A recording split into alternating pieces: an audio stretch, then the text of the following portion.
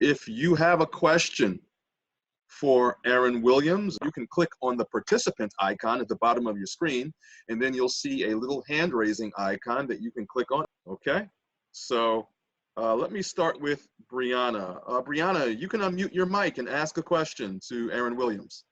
Hi, Erin. How are you? Good, Brianna. How are you doing? Are you sequestered in some closet or basement? I'm hiding in the kitchen, so that's always a plus. Okay. Okay. So I was reading one of the articles about the black box, brick box theater.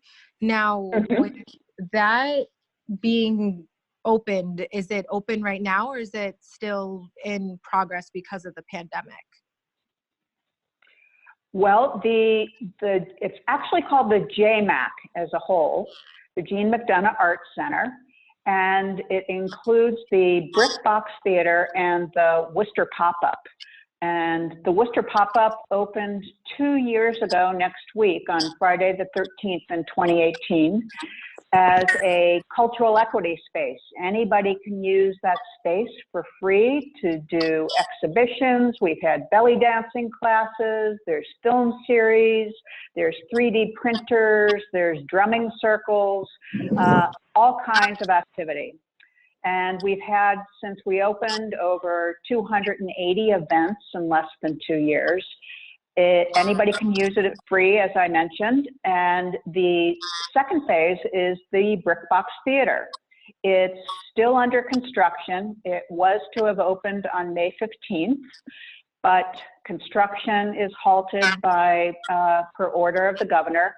So the whole building is actually closed down now. And if construction begins on May 5th, then we will be opening probably the end of June, beginning of July. Okay, thank you. Okay, thank you, Brianna. Thank you very much. Let's see, I believe Phil has a question. So let me unmute Phil's mic. And Phil, you are live. I have multiple questions, actually. Why don't we go with one and then we'll come back around to you, okay? Sticking on the whole arts center, what was the driving force and behind that being established? Sure.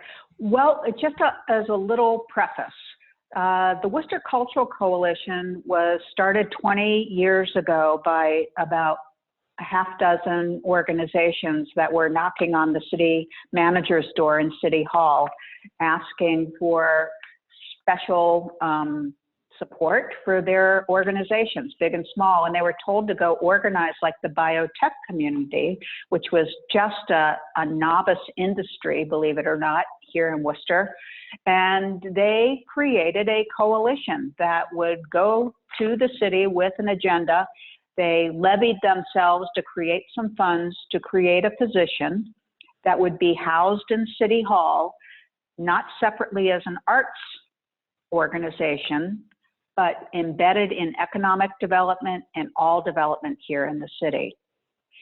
So that's technically where I'm located. I'm looking out the window right now outside of City Hall, and I'm seeing a bunch of people that I should be yelling at right now because they're too close together. And one guy is actually hugging somebody else. Anyway, that's a segue.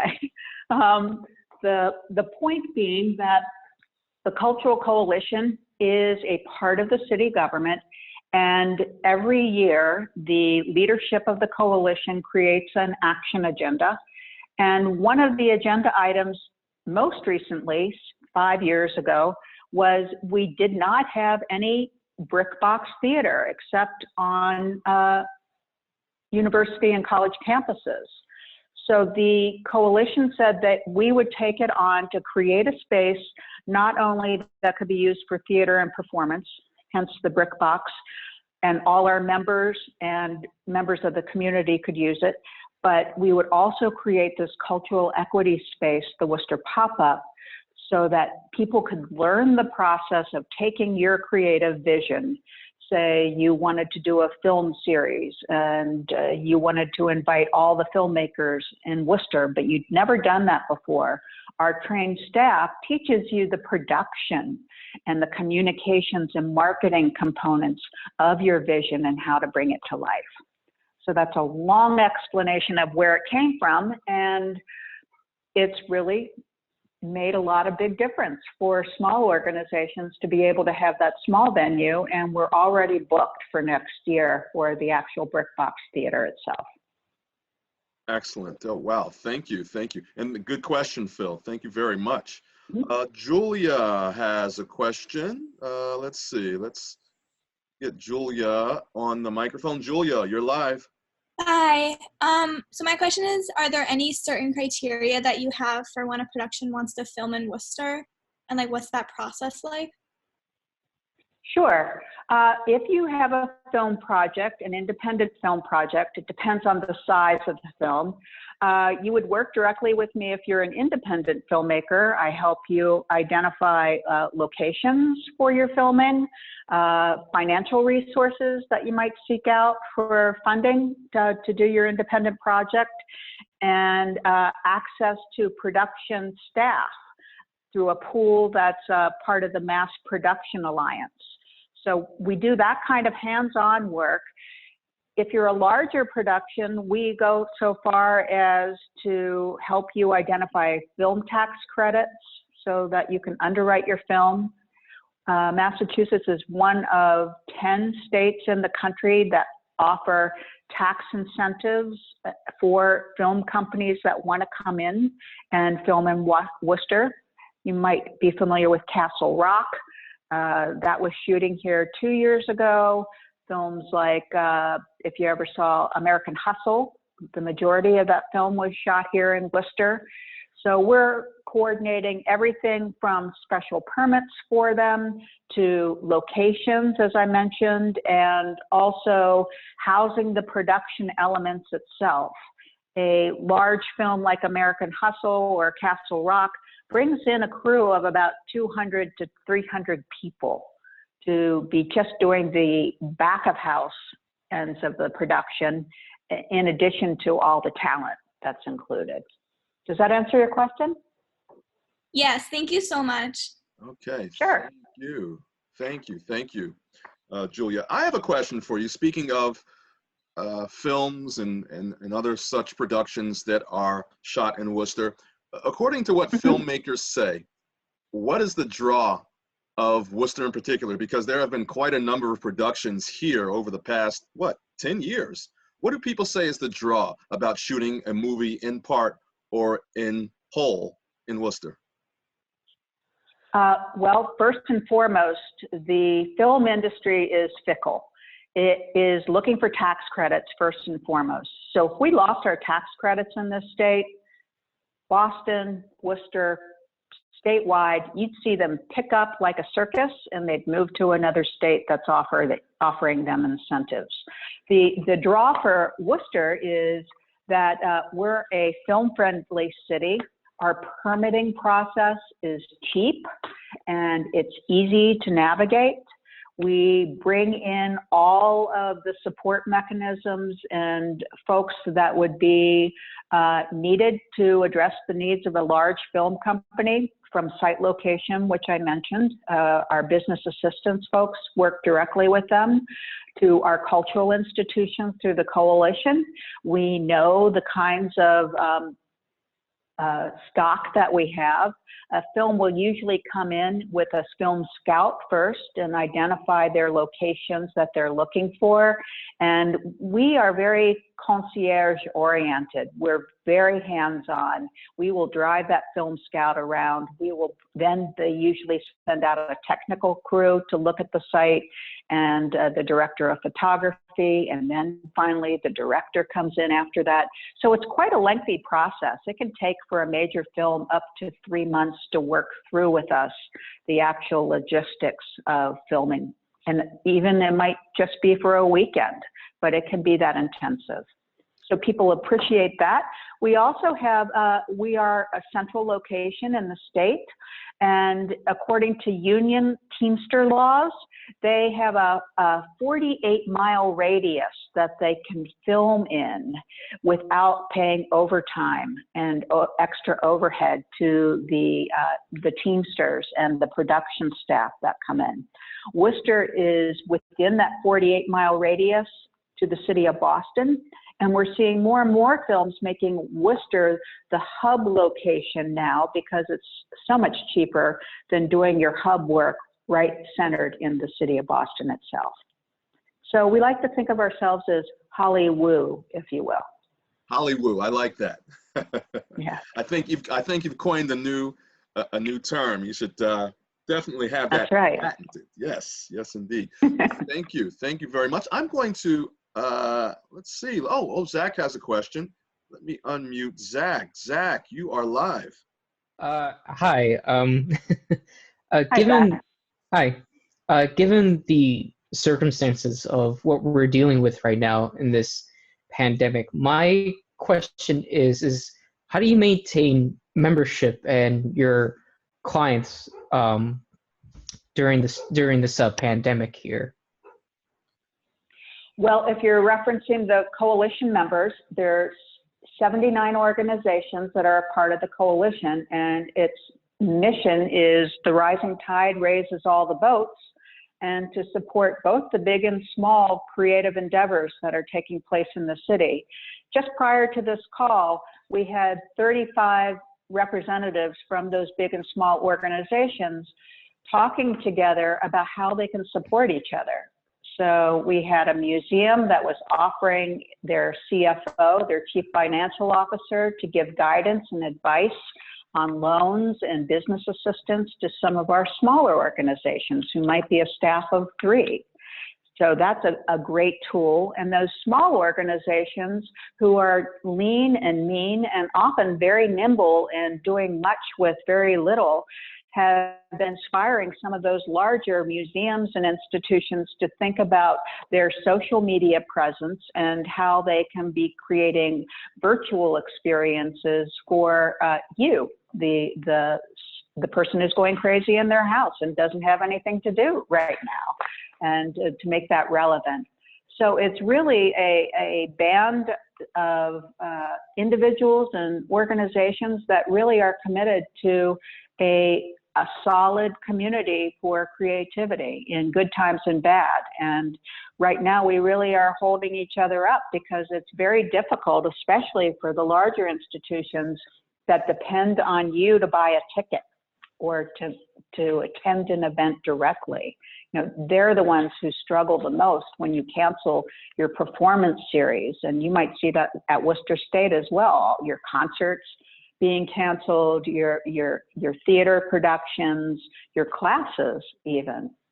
So by working together, we are also an advocacy entity, so that when we talk to the legislators and the business community, they understand that the arts work, that it is artwork, but it's also a financial asset to a city. And if a city without its arts community really suffers in terms of just social development, what do we go to in times of crisis? We go to films, books, music, dance, all of those things that are really special. And that's what the coalition is made of, those individual entities that really make Worcester a rich cultural experience.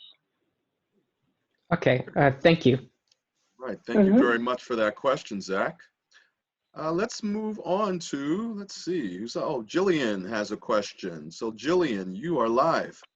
Hi, I know you kind of touched upon this already, but I was just kind of wondering, like, if you thought there would be any long-term effects from this COVID-19 epidemic that's going on, so for the creative community and the creative aspect of the city of Worcester, and if you think it's ever going to get back to the way it was, if there will be like an increased appreciation for it after all this is over.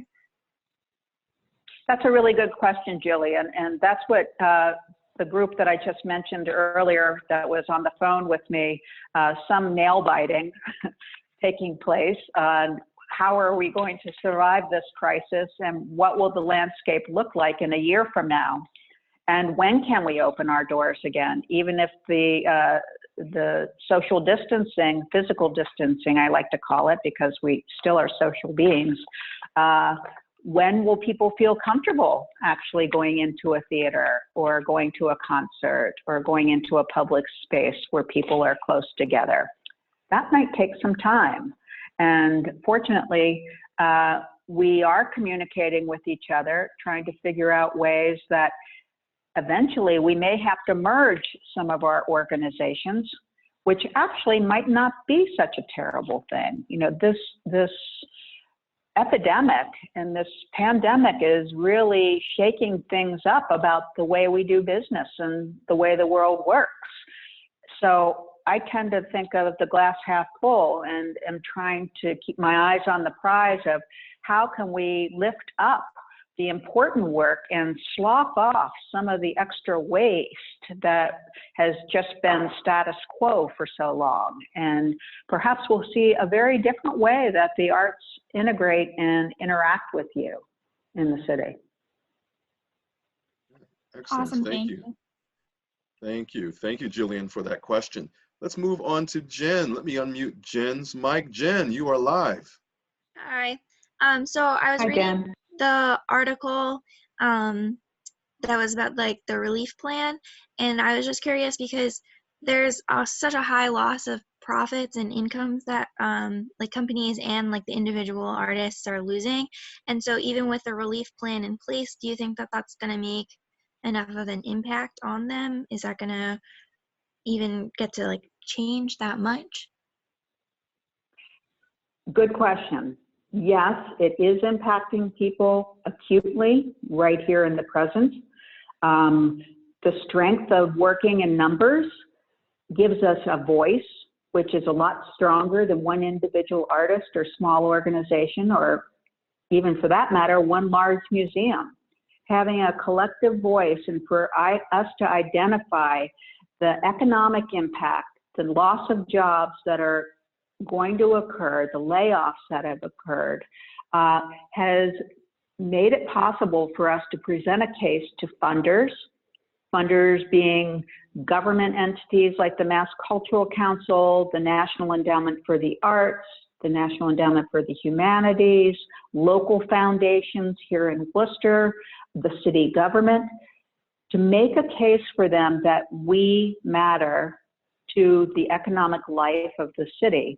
So the first time in the United States history, nonprofit cultural organizations are eligible for funding, relief funding that went through with the Small Business Association last week. $3 trillion is going out to small businesses. And for the first time, nonprofit cultural organizations are being viewed as such. So that is a tremendous relief. They can apply for monies to cover the expenses to keep people in their jobs. And if they do get laid off, the unemployment situation right now, which you may have heard of, is allowing for independent contractors, gig workers, and part-time workers to be eligible for unemployment, which they hadn't been in the past. Plus, they will receive an extra $600 per week so that we can make sure that there's a stability within our economy. So the long and short, yes, we will feel that economic impact. We will have to restructure some of our organizations. It probably will take 2 years at a minimum to get back to the place where we were, which was very strong this past year. But people have a lot of foresight around that, and we're really working together to make sure that those folks are getting recognized. The coalition created a fund specifically, which I think you're referencing, is our Artist Relief Fund, and that application process closes today. We have over 100 applications within less than a week's time from individual artists and creatives who are seeking funds from us. So I hope that answers your question. Yeah. Thank you. Thank you very much, Jen. I believe Phil has another question, so let's go back to Phil. Let me open Phil's mic. Oh, Phil, you're live. Phil, whoops, hold on. Phil is live. I apologize. I forgot my question. Oh, you forgot your question. Okay. Yeah, I'm sorry. That's okay. Let's go to, Justin. Justin, you're live, Justin. This might be kind of a basic question, but I was going to ask you, like, what's your favorite part about what you do, and like, what drove you to position that you're in today? Oh, Around is theater.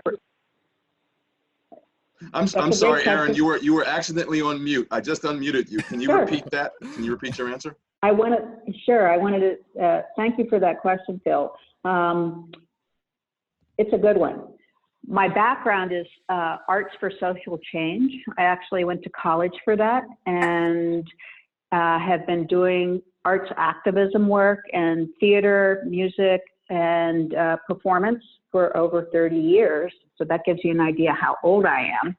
And I'm now an artist embedded in City Hall, and it's really inspiring to be able to take the arts to not only create performances and experiences, but to think creatively how the city solves various problems, like when it thinks about housing. Having this position in the development office and in the city manager's cabinet, the leadership cabinet, I can raise the voice to say, what about artist housing? What about artist studio space? As Worcester's evolving over time, and we have that potential of gentrifying the city, how are we going to take care of those who are less fortunate and those artists who have made such a mark in the city? So what I love the most is seeing people inspired to get involved creatively. And that can have a myriad of ways to address it. You know, everything from performance to being a web designer, to taking creative thought, to problem solving, even in your classroom. Thank you very much, Justin, for that question. Thank you. Any other questions? I saw another hand up. Wait a minute. Let me look. Oh, Holly. Holly, let me unmute Holly. Holly, you're live. Oh, hold on. Hi there. Holly, you're live. Hi, Erin. I just wanted Hi, Holly. to say that I think arts for social change is a very, very cool place to be as far as getting your college education. I think that's an interesting path to take. And it's really inspiring to see where you've taken that and now where you are now working with Worcester. And so my question for you today, Erin, is all about, I was going to ask you kind of like a loose end question because it's an opinion. What has been one of your favorite projects to work with along the years, or like favorite artists or different movies that might have come to Worcester? Sure. Well, it's kind of like a mom saying, which one do you like the most? I can tell you something that immediately jumps out in my mind today, and tomorrow I might answer differently, but it's inspired by the fact of responding collectively to something that's been very devastating. And that is in 2000, when 9/11 happened, we had a celebration, or I should say a remembrance of what took place on 9/11. And we brought together every single school in Worcester County, their choruses, as well as all of the first responders, to have a parade and march into Institute Park on Salisbury Street in Worcester. And there was singing collectively of over 2,000 people, students, choirs, the first responders, and there was no political speeches at that event.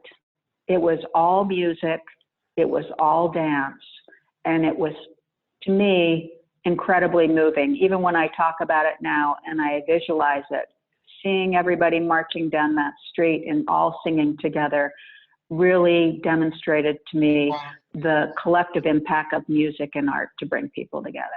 So that's just one example. Wow. Excellent. Thank you for that question, Holly.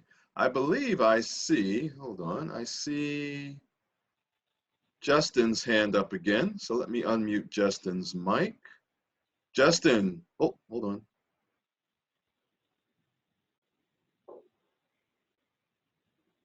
Whoops. Justin, you're live again. My bad. Looks like I raised my hand accidentally. Oh, you raised your hand accidentally. It happens. It happens. Now I see Holly's hand is still up. Maybe Holly had another question. Let me unmute Holly's hand. Oh, Phil. Phil thought of his next question, so let's unmute Phil. Phil. Phil, you're live. So, with the films and with movies and TV shows that are shot in the Worcester area, like, how would one get involved in those?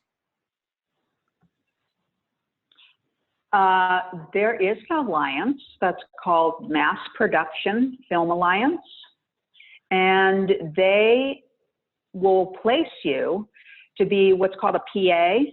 And a PA is basically, it's not disparaging, but you're basically the feet on the street person. So when you go to a film and you see folks that ask you to step back, don't get in the way, you stand there for long hours, you get to watch the film be shot over and over and over again. That's the way most people will start. And you have to have a certain number of hours that are clocked before you can get your SAG card and your production card to be able to work on set. So it's kind of a tiered process of apprenticing and working your way up the channels. Secondly, Fitchburg State, not to mention a competitor, but Fitchburg State does have production classes in filmmaking if you're interested in the production side of being a gaffer and sound person and or assisting on camera or construction. They have classes that you can take there as well, and that's a good entryway into the film industry as well. If you're interested in being on location and in front of the camera, you can go to casting calls for extras, and you get points too towards a SAG card for the number of films or productions. That includes commercials, etc. Anything that is presented through the union, you would be eligible to get those credits. If your friend is just making a film, you wouldn't be eligible to get credits for that, but any film that's registered within the state would help you to qualify. Thank you. Okay, thank you very much for that question, Phil. I believe Carly has a question. Let's open Carly's mic. And Carly, you are live. Hi, I was just wondering, with this whole coronavirus pandemic going on, if there's been any outreach from the creative arts community in Worcester and what they're doing to survive this. Sure. Well, as I referenced earlier, we do work collectively together to make sure that funding is getting created for individual artists, small organizations, and now we're looking at big monies in the next months ahead for the larger institutions that are going to see millions of dollars of loss, millions and millions. A place like the Art Museum, when it closes down, its bills don't go away. So not having people come through that door, or a place like the Hanover or Mechanics Hall, it has a tremendous impact. What the cultural community has done is quite a bit of virtual performance. So if you go onto our website at worcesterculture.org, there are links to all of the various venues that I mentioned, the 78 organizations, and some highlights of virtual tours, virtual concerts that's happening. This is National Poetry Month. We are hosting a competition that's going out next week for people to be able to post their own poems or songs or creative renditions of their experience in response to the COVID-19 epidemic and how people are navigating their way through it. So, you know, it's really interesting over the years, my experience from 9/11 to prior to that, things like the Vietnam War, there have been all kinds of collective drives that have motivated people to come together, and the arts is usually one of the first expressions that we go to. So I'm hearing a lot of great music that's coming up as a response to that. And if you are practitioners, any of you, I hope that you are thinking about sharing your work, not only on TikTok, but even making it more prevalent through Instagram and even posting it on our site at worcesterculture.org. Okay, excellent. Thank you. And thank you for that question, Carly. I see that Phil has his hand up again. Let me ask if Phil has another question. Phil, well, let me try that again. Phil, do you have another question for us? I think I forgot to put my hand down. Okay, not a problem. I have another question for you, Erin. Erin, in this era of economic recession and very tight purse strings, there are those who inevitably will say, well, why should a city allocate so much money to its cultural arts scene? Well, tell us why or how a thriving cultural arts community can help a city's economy at large. Well, I'm glad you asked that question, Julian. It just so happens we did an economic impact study in 2001, and we did one again just a year and a half ago. And believe it or not, there are over 2,000 workers that are specifically identified just working in cultural organizations alone within the city of Worcester. It generates over $126 million of economic spin-off, meaning money that's put back into the economy. All of these cultural organizations buy materials, they create marketing strategies, they hire designers, they have special events. Think of all the production costs.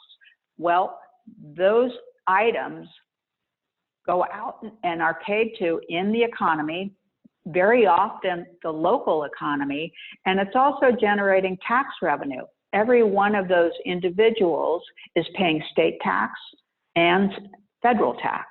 So that's, again, money that's going back into the coffers.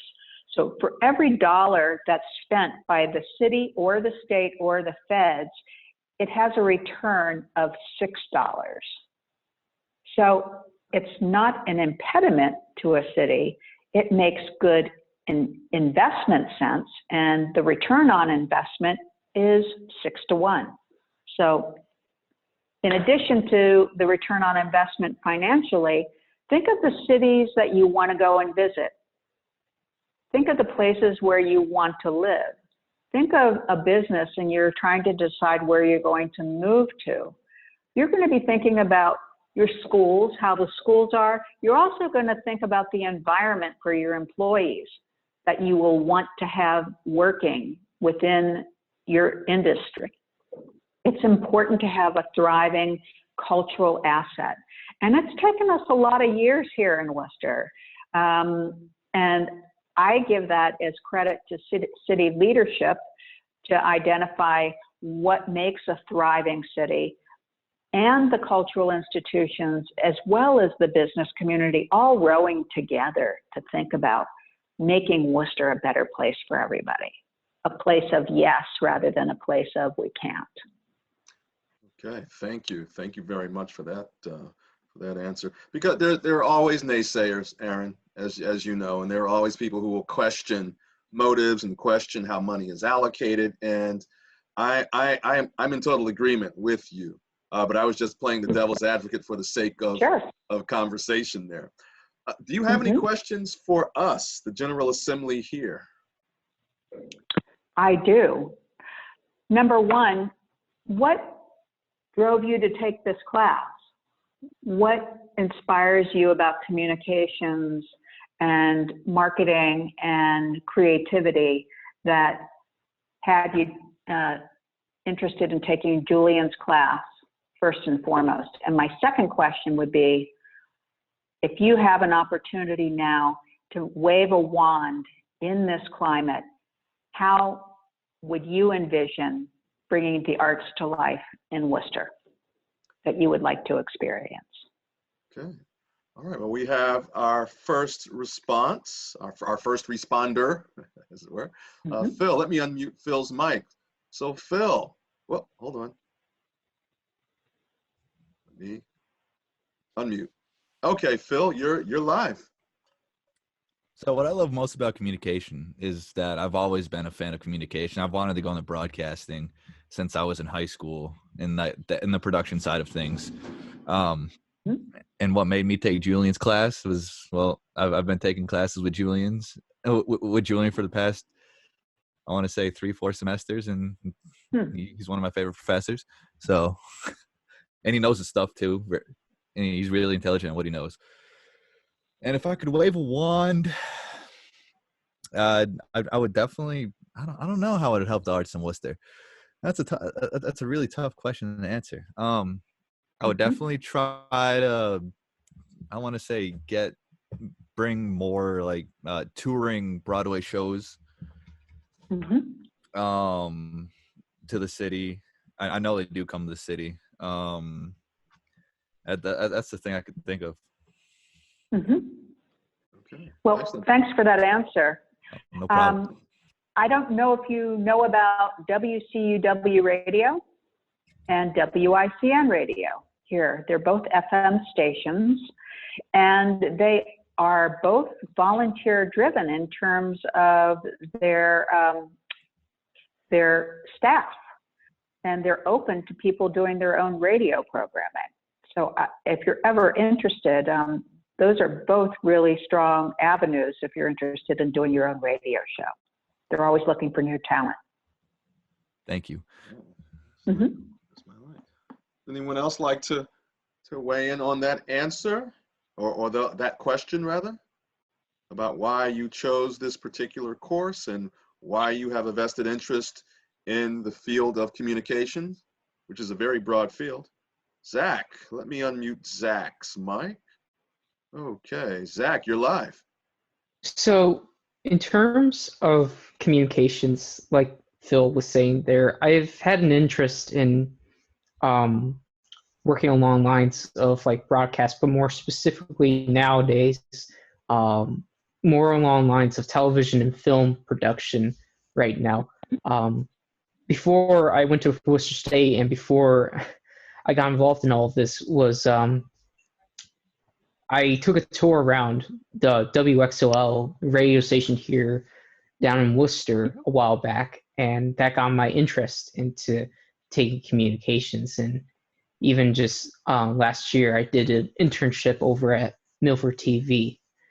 Now, as far as this class goes for it, and I'll probably be speaking for, hopefully mostly for everyone, the first reason why I took Julian's class was this would have been, had the pandemic not occurred, this would have been mine and probably for others speaking in the class here, our first opportunity to go international, to go to the UK and visit, a brand new country that we've never been to before for it. And the second reason is that I want to put in the most effort that I can make for my videos. And when I did my first video for it, I developed like a keen interest in learning more about Elm Park's development and learning more about the urban history around Worcester, and opened up for it, even with the research I conducted and even with the interview I conducted at the Parks and Rec facility in Worcester for it. So it's more along lines of just like learning all this stuff out and just kind of like doing almost in a way like detective work, I would say. And based on the arts question for Worcester, one suggestion I was thinking, and this could potentially work, I'm not too sure, but a while back, when my sister went study at UMass Amherst, and whenever I was on break, I would go up and visit her, and there would just be this whole wall dedicated for artists to spray paint or do graffiti on, and the police wouldn't find them or give them tickets for it.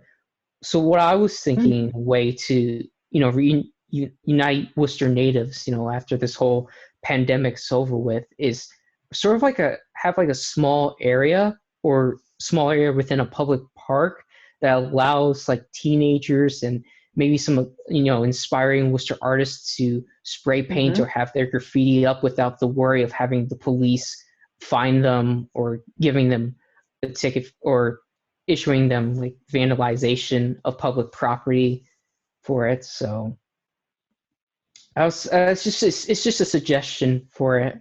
Sure. And That's a great idea. That's a great idea. And are you familiar with our Powwow mural program? No. Around the city? I'm not too familiar. Sure. Along what you're talking about, 5 years ago, we started Powwow Worcester, and it was to bring artists in from around the world and to make some of those blank, ugly walls come to life. And maybe Julian can tell me, how many people have seen the Powwow walls? Can you raise your hand? Yes, can you raise your hands? Those in the room, just raise your hands if you've experienced the Powwow murals. Okay, I see 1, 2, 3, 4. Wait. 1, 2, 3, 4. 5. 5 altogether. Yes, I believe 5. Oh, 6. Well, that's 6, great. There are 132 murals, and it was inspired just by your idea that you're talking about, but they decided to go really big and put murals up all over the city. And this year, we will be putting an art wall right next to City Hall in Allen Court. It's right connected to the pop-up and the Brick Box Theater that I mentioned, and it will be just exactly what you're talking about. Once we get through all this, that wall in the fall will be open to you and everybody else to come and just let it all out, because there's going to be a lot that people are going to want to share and be inspired. And there's already some art that's been just popping up in that alleyway anyway. And yeah, your suggestion is a good one. People need to have outlets for creative expression, without a lot of structure to it. Okay, thank you. Thank you. Thank you for that response, Zach. I think Phil has a hand up. Let me see if Phil has another question or comment. Phil, are you there? Hold on. Where did Phil go? Okay, hold on. Oh, Phil's hand went down. Okay. Yeah, I'm sorry. Not a problem. That's okay. That's okay. Erin, just to fill you in on something that Zach mentioned, this course was originally going to involve a trip to the United Kingdom. And it was going to be a two-pronged class. We'd spend time here in Worcester, Massachusetts, and the students would document a landmark, a system, an institution, an organization in Worcester that captivated their interests. And then they'd go to the UK and find something analogous in Worcester, England, and document that, either by way of photo essay or video segment. But due to the pandemic, our trip to the UK was canceled, and so now they are responsible for putting together 2 video segments pertaining to items here in Worcester, Massachusetts. But since the COVID-19 virus it's on a rampage, and it's on a seemingly unstoppable rampage, their ability to go out in the field and record video has been compromised. However, we do have some alternative methods and means by which they can gather that type of footage, and I'll be talking to them about that later. But the COVID-19 pandemic will add a very interesting spin to their second video segment or photo essay that they will be producing for the class. That is such a neat project. If I may, I'd love to see the final results that you come up with, especially with what you've all gone through. I mean, it must be a real letdown to not be able to have that experience over in the UK. And I'm hoping that you'll find some creative inspiration and by documenting your experience here and now. I mean, this is going to be something we will all remember the rest of our lives. And you have that ability right now as creators to make that a living testament, you know, to what Worcester went through, what you've gone through this experience, and through your lens of looking at a specific, be it a landmark or idea even in Worcester. So thank you for doing that. And I'm sorry you're not going to get your trip, and hope you get to all do that at some other point in your lives. Yes, thank you. Thank you very much. Phil, I see Phil's hand up. Let me unmute Phil. Phil, you're live. Hi, I'm sorry. You mentioned 2 volunteer radio stations. I forgot to write them down. Could you mention? Could you please repeat those? Sure. WCUW, and that's right up near Clark University. It's one of the oldest community radio stations in the country. So I don't remember their call numbers, but Troy Tyree, Tyree, is the director there. And the second is WICN Radio. And that's over in the Printers Building off of Portland Street, right near City Hall as well, just around the corner from the Worcester Public Library downtown, if you're familiar with that. The third is, if you're not aware, for actually creating your own films and editing and a lot of production work, and then the ability to air it, is WCCA TV. It's the People's Channel here in Worcester. It's right on Main Street. They offer free classes, free airtime for you to air your productions.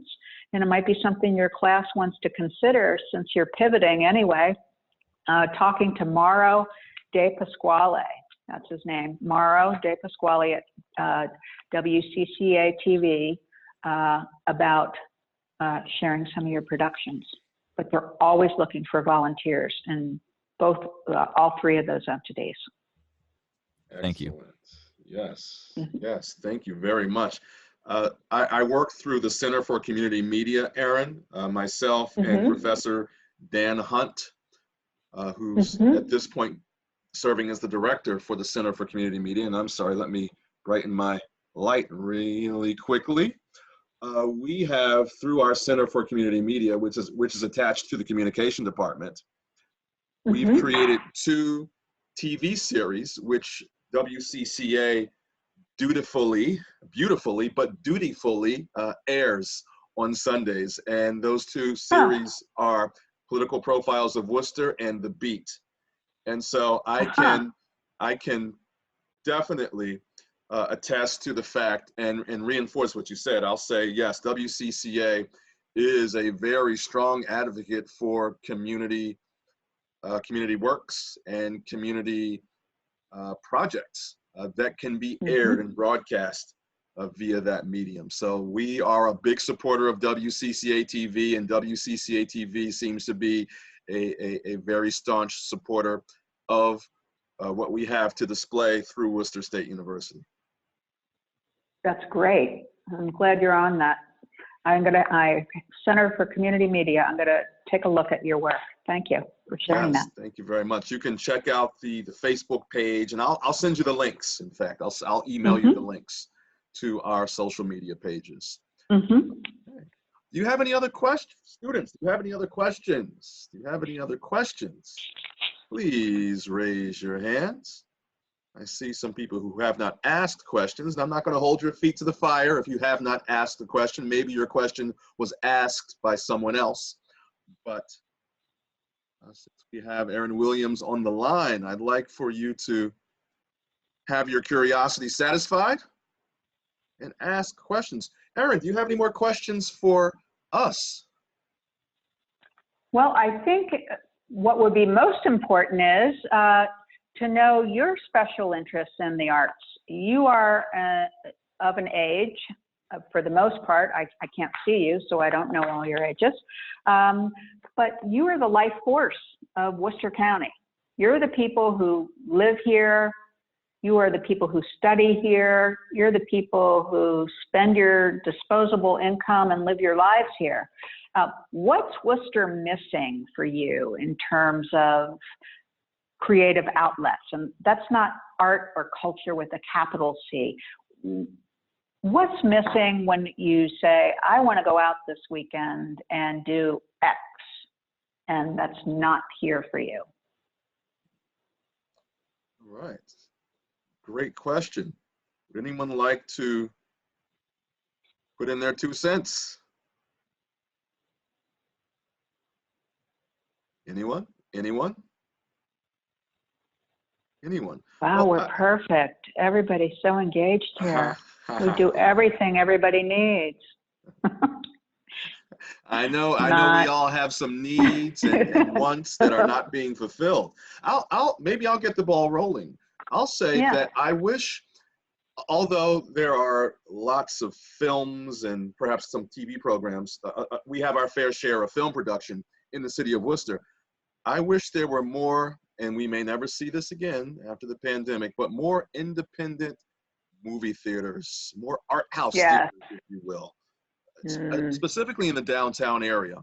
I know there was one that is in the process of being preserved, a space that was, I don't think it's a national landmark or anything of that nature, but I was told of one that was being preserved, and perhaps it's no longer being preserved, but I'd like something like that. But perhaps that's what the black box theater can bring. I mean, I know that it's going to be a multi-purpose space, but yeah, a film festival or 2 or 3 or 4, along with perhaps a building that is dedicated entirely or can be dedicated solely to quote unquote art house cinema. And that's just my opinion. What do you think about that, Erin? We're on the same page, Julian. I'm a great lover of film and independent films. There is in the works, actually, a series that's called Fat Man. It's Fat Man Productions, and they were ready to launch on June 7th a whole series of films in the new brick box. And they're moving it now till November 11th. Fat Man, as well as Worcester Cinema, who has been using a space with the kinds of films you're talking about in the old Alarm building. It's right across from the Elm Park. They are planning to use the brick box as well.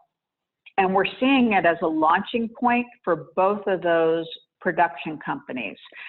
In order to, buy a building, get their operations rolling, our suggestion was, why not use this building that already exists, develop an audience, a regular audience, have your regular series that's taking place so that people begin to know and identify you, get your sea legs underneath you, and then perhaps collectively, Fat Man and Worcester Cinema together open an art house film studio. I like that. Yeah. Yes, indeed. So hopefully it'll come to fruition. This pandemic is throwing a wrench in so many projects right now. But that doesn't stop people from dreaming about it. And now we just have to take a detour and re-navigate and figure out how we can help to assist them. Oh, absolutely. They say that necessity and oh my goodness, necessity and hard times are the mothers of, I guess, adaptation and invention and ingenuity. So I think it's going to happen. Oh, we have someone who's going to weigh in on this, and that someone is Phil. So let me unmute Phil's mic. Try that again. Phil, you're live.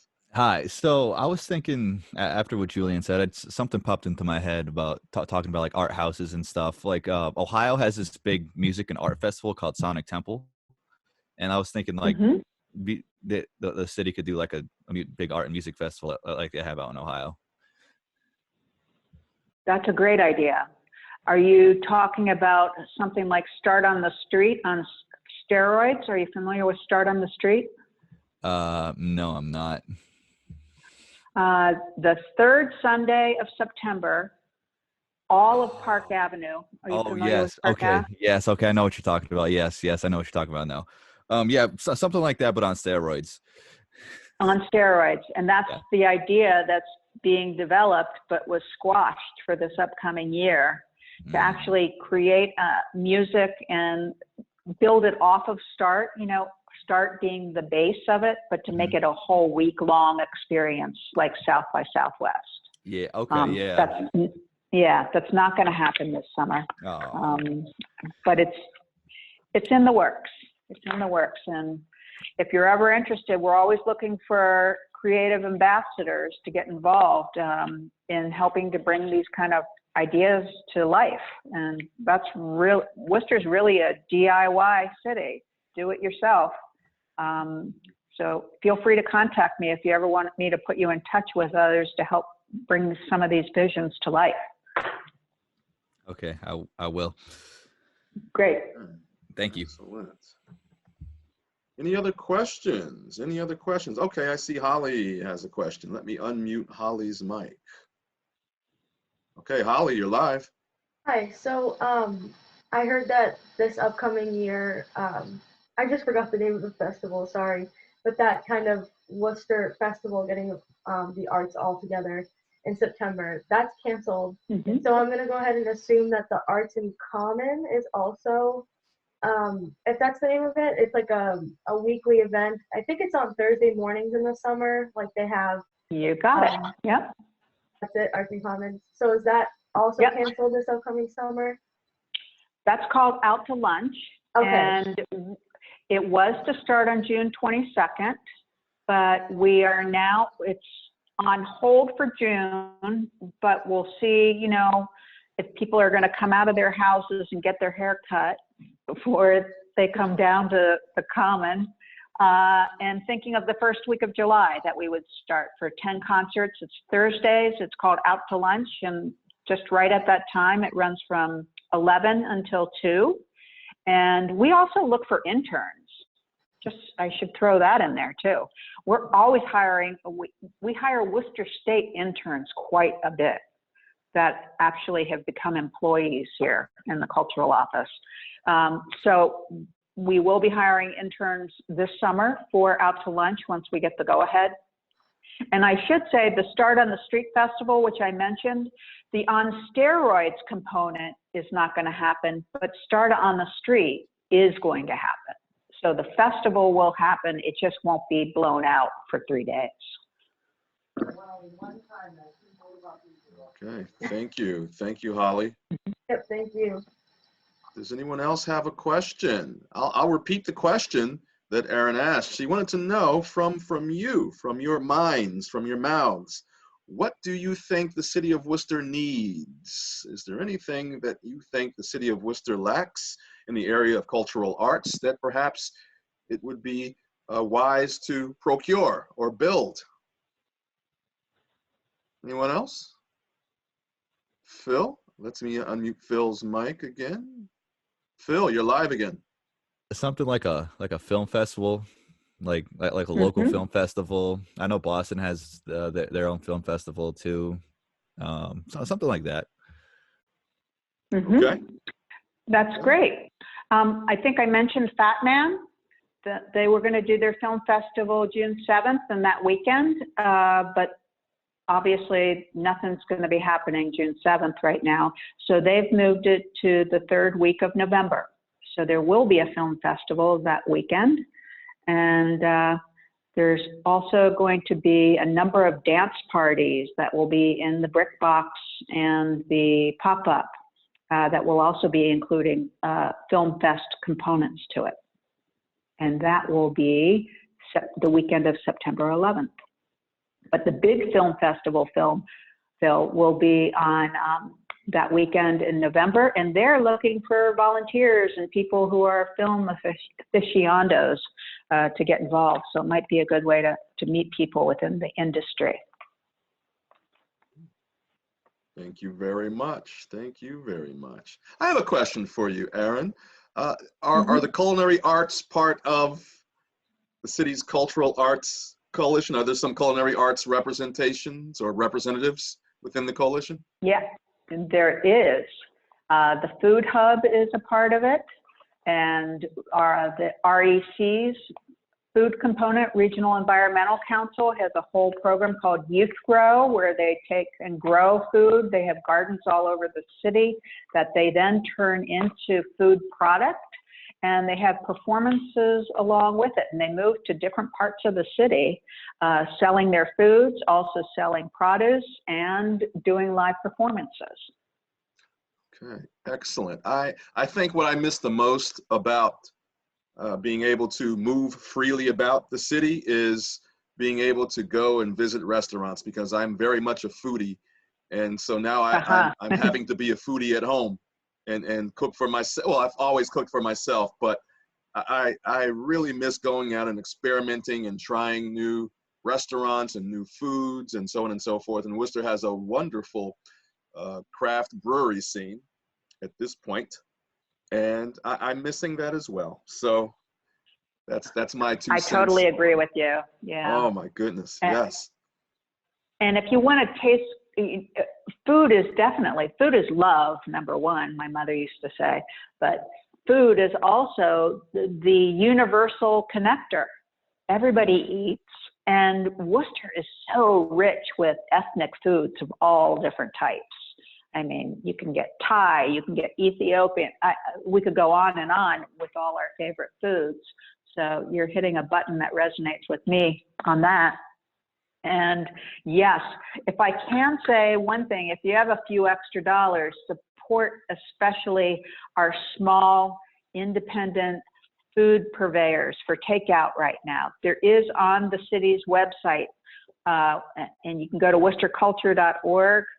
You can see all of the places that we're just talking about. They're all doing takeout right now, and they really benefit from all of us, just buying our dinner there. If everybody in the city bought one dinner a week, it would make all the difference for these mom and pop operations.